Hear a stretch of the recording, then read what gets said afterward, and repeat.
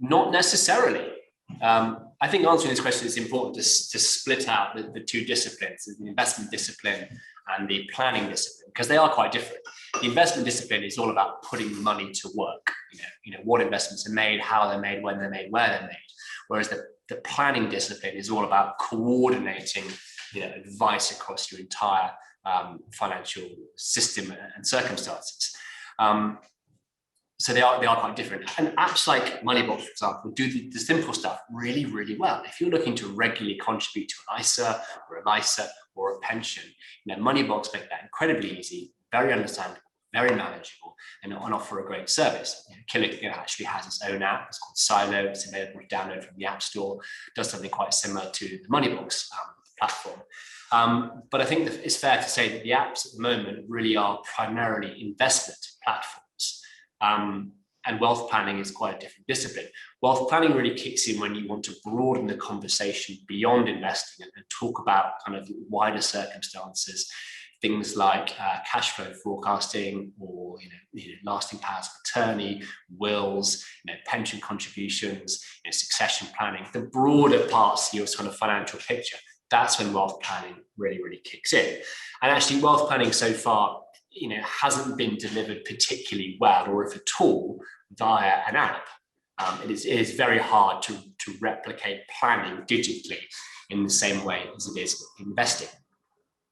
So I think to answer the question, so rather than having a planner instead of an app, maybe have it as well.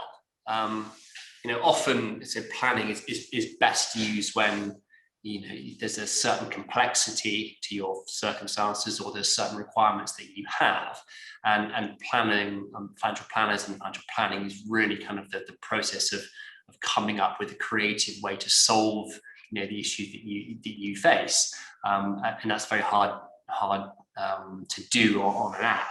And planning really kind of comes into its fore when there is complexity in the situation. A human is far better at understanding an individual coming up with a solution than a machine is so far. So again, you could absolutely consider a financial planner alongside using an app, to use them hand in hand. Some of the investment solutions available on apps aren't as sort of finessed as you would get from a more traditional manager, but for the vast majority of people, they are superb, and they will offer access to all the major asset classes that you might be considering: fixed income, equities, property. It's all available on there. Also, have a think about the kind of relationship you want to have, if any, with a financial advisor. Some people would prefer to sit down and meet with their planning team or investment team. Some people would much rather access that through a phone or through a PC. So kind of work out the relationship that you want to have. I think my final comment would be apps I think can play a wonderful role in democratizing financial services, opening up to the masses. I don't actually agree with comments that apps are just a race to the bottom on fees, or they're commoditizing the service. I think they're going to play a really, really important role in this industry, and probably squeeze the more traditional investment managers and planning organizations out there into considering how they deliver their services and the types and variety of services that they offer. So I think apps have a wonderful role to play in our industry.